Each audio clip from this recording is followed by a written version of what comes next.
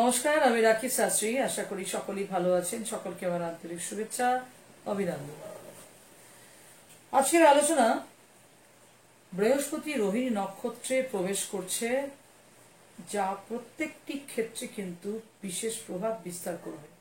13 June 2024 বৃহস্পতি রোহিণী নক্ষত্রে অবস্থান করবে এবং 28 আগস্ট 2024 পর্যন্ত সে রোহিণী নক্ষত্রে অবস্থান করবে। এবং বৃহস্পতি কিন্তু মার্গী অবস্থানে কিন্তু রোহিণী নক্ষত্রে প্রবেশ করছে। এটা কিন্তু অত্যন্ত শুভ হতে চলেছে। এবং চন্দ্র হচ্ছে বৃহস্পতির অত্যন্ত প্রিয় বন্ধু বা মিত্র। রোহিণী নক্ষত্র হচ্ছে চন্দ্রের প্রিয় নক্ষত্র। এমনিতেই আমরা জানি যে চন্দ্রের 27টি পত্নীর মধ্যে সব থেকে প্রিয় পত্নী ছিলেন রোহিণী। এবং রোহিণী নক্ষত্রে বৃহস্পতির অবস্থান অর্থাৎ শুভ যোগের সৃষ্টি করছে। কারণ আমরা প্রত্যেকেই জানি যে বৃহস্পতি কিন্তু উচ্চস্থ হয় চন্দ্রের রাশি অর্থাৎ কর্কট রাশিতে। বৃহস্পতি উচ্চস্থ থাকে এবং বৃহস্পতি রোহিণী নক্ষত্রে অর্থাৎ চন্দ্রের প্রিয় নক্ষত্রে যখন প্রবেশ করছে তা কিন্তু ভালো ফল নিয়ে আসছে। বিশেষ করে ওয়েলথ বা ওয়েলথ রিলেটেড জায়গাগুলো থেকে কিন্তু শুভ প্রভাব আমরা দেখতে পাচ্ছি। বিশেষ করে এই সময়ে যারা অর্গানাইজ ভাবে কাজ করছেন, হাই স্কিল প্রফেশনাল রয়েছেন, যারা প্রফেশনাল নিয়ে কাজ করছেন, যারা ফ্যাশন, সোশ্যাল মিডিয়া বা কোনো প্রফেশনের সাথে যুক্ত রয়েছেন এই ধরনের, এবং স্কিল প্রফেশনের সাথে যারা যুক্ত রয়েছেন, নিজেদের স্কিলকে কাজে লাগিয়ে যারা কাজ করছেন, তাদের জন্য কিন্তু এই সময় হতে চলেছে রাজ্য। কারণ এই সময় বৃহস্পতি তাদের কিন্তু ওয়েলথ এবং ওয়েলথ রিলেটেড সমস্যাগুলোর সমাধান করবে এবং ওয়েলথ এবং ইনকামকে বাড়িয়ে দেওয়ার কিন্তু অপরচুনিটি নিয়ে আসবে বৃহস্পতি। যারা এথিক্যাল ওয়েতে কাজ করছেন তারা কিন্তু এই সময় ভালোভাবে ইনকাম করতে পারবেন। অন্যদিকে বলা যায় যারা আনএথিক্যাল ওয়েতে কাজ করছিলেন কিংবা যাদের চুরি বা স্ক্যাম এতদিন এত ধরা পড়েনি, এই সময় কিন্তু তাদের চুরি বা স্ক্যাম হঠাৎ করে ধরা পড়তে পারে, তাদের ষড়যন্ত্র কিন্তু বেরিয়ে আসতে পারে। কিন্তু যারা কিনা এথিক্যাল ওয়েতে সৎভাবে কাজকর্ম এতদিন করে এসেছিলেন, করে আসছেন এখনো অবধি, তাদের জন্য কিন্তু বৃহস্পতির এই রোহিণী নক্ষত্রে প্রবেশ কিন্তু শুভ ফল নিয়ে আসতে চলেছে। যারা আনঅর্গানাইজড ভাবে কাজ করেছেন বা আনস্কিল্ড ওয়েতে কাজ করেছেন, তাদের জন্য কিন্তু এই সময় সমস্যা বাড়বে। যারা রুলস রেগুলেশন মেনে বুদ্ধি কাজে লাগিয়ে এবং এথিক্যাল ওয়েতে কাজ করবে, তাদের জন্য কিন্তু এই সময়টা হতে চলেছে অত্যন্ত শুভ সময়। কিন্তু যারা ম্যানিপুলেট করে, চিটিং করে বা স্ক্যাম করে, মিথ্যে কথা বলে কাজ করবে, আনএথিক্যাল ওয়েতে কাজ করবে, তাদের জন্য কিন্তু বৃহস্পতি হার্ডল নিয়ে আসবে। এই সময় স্টক মার্কেটদের উত্থান হওয়ায় এবং বড় বড় যে কোম্পানিগুলো আছে তাদের কিন্তু শেয়ারসের দাম এই সময় বাড়বে। সোনার উপর দাম কিন্তু এই সময় বাড়বে এবং ব্যাংকিং সেক্টরের জন্য ভালো এই সময়। আইটি, ফ্যাশন, ট্রান্সপোর্টের জন্য এই সময়টা ভালো। এবং যারা গভর্নমেন্ট সেক্টরে কাজ করছেন তাদের জন্য কিন্তু এই সময় ভালো হবে। এবং জুডিশিয়ারি সিস্টেমও কিন্তু বিশ্বব্যাপী একটা পজিটিভ বার্তা আসবে।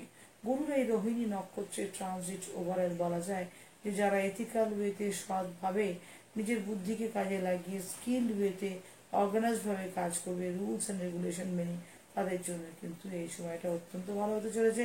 অপরদিকে যারা কিনা unskilled way, unprofessional way, cheating করে বা ম্যানিপুলেশন করে বা গভর্নমেন্টকে হাইড করে, রুলস অ্যান্ড রেগুলেশনকে ব্রেক করে যারা ব্রেক কাজ করবে, তাদের জন্য কিন্তু এই সময়টা অত্যন্ত খারাপ হতে চলেছে। এমনও হতে পারে পুরনো কোনো আনএথিক্যাল ওয়েতে কাজ করা কিছু জিনিস কিন্তু কোনো চিটিং বা স্ক্যামস কিন্তু এই সময় বেরিয়ে আসতে পারে, যা আগে কখনো বেরিয়ে আসেনি। বৃহস্পতির এই রোহিণী নক্ষত্রের অবস্থান প্রত্যেকটি রাশির ক্ষেত্রে কি হতে চলেছে তা নিয়ে আমি আজকে আলোচনা করব বিস্তারিতভাবে। প্রথমে হলো মেষ রাশি। মেষ রাশির ক্ষেত্রে বলা যায় যে ওয়েলথ রিলেটেড সমস্যাগুলো সমাধান হবে, ওয়েলথ আপনার কাছে আসবে, কিন্তু পারিবারিক দিক থেকে আপনাকে কিন্তু সচেতন থাকতে হবে। পারিবারিক দিক থেকে কোনো রকম সমস্যা কিন্তু আপনি জড়িয়ে যেতে পারেন। মেষ রাশি ইমোশনের প্রতি কিন্তু সচেতন থাকতে হবে। অন্যদিকে ওয়েলথ নিয়ে কিন্তু আপনাদের প্রচুর অপরচুনিটিস আসবে। দ্বিতীয় রাশি হলো বৃষ রাশি। বৃষ রাশির ক্ষেত্রে বলা যায় যে অত্যন্ত ভালো হবে। যারা এই সময় যা যা অপরচুনিটিস চেয়েছিলেন তারা সেই অপরচুনিটিস পাওয়ার স্কোপ পাবেন এবং যা যা তারা চেয়েছেন, অনেকদিন ধরে চেষ্টা করছিলেন, সেই জিনিসগুলো কিন্তু পেয়ে যাওয়ার চান্সেস এইবারে কিন্তু অনেকটাই আছে। মিথুন রাশি জাতক-জাতিকার ক্ষেত্রে বলা যায় যে আপনাদের কিন্তু ঋণ নেওয়া থেকে নিজেকে বিরত রাখতে হবে।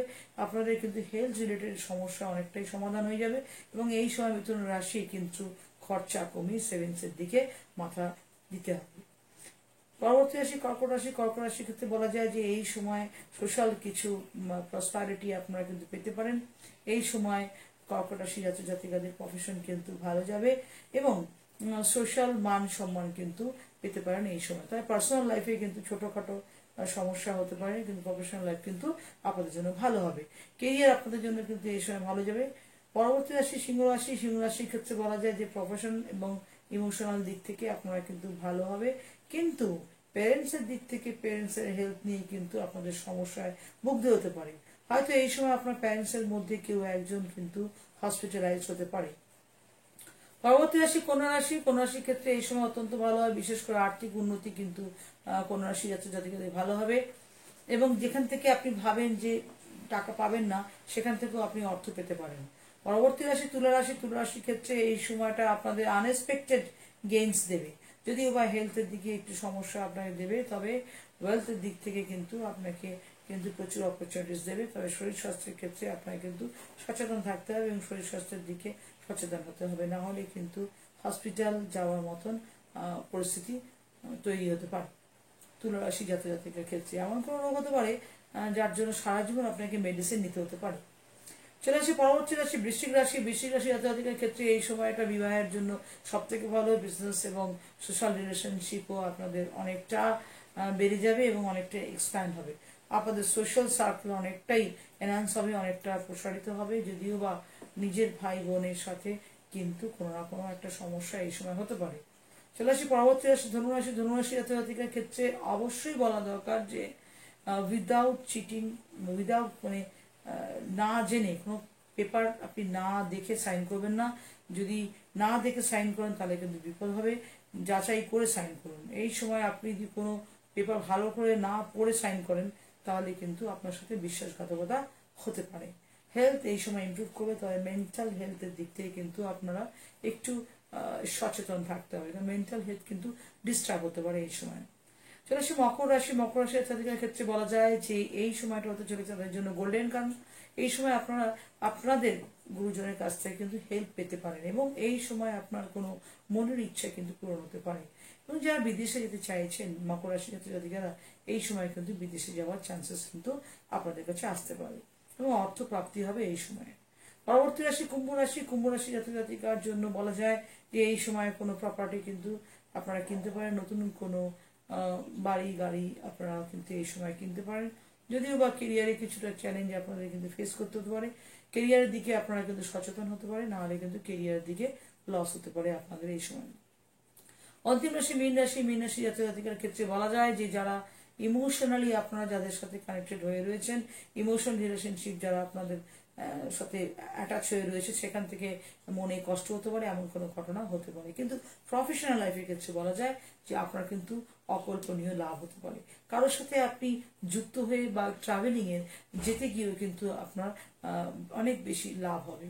এই গেল বৃহস্পতি রোহিণী নক্ষত্রে ট্রানজিট করার একটি ফলাফল 12টি রাশি সাপেক্ষে এবং সকলের উপরে কি হতে চলেছে, বিশ্ব পৃথিবীতে কি হতে চলেছে তার আলোচনা আপনাদের কাছে তুলে ধরব। ভালো লাগলে প্লিজ আমার চ্যানেলটাকে সাবস্ক্রাইব করবেন, বেল আইকনটা প্রেস করতে ভুলবেন না। নমস্কার।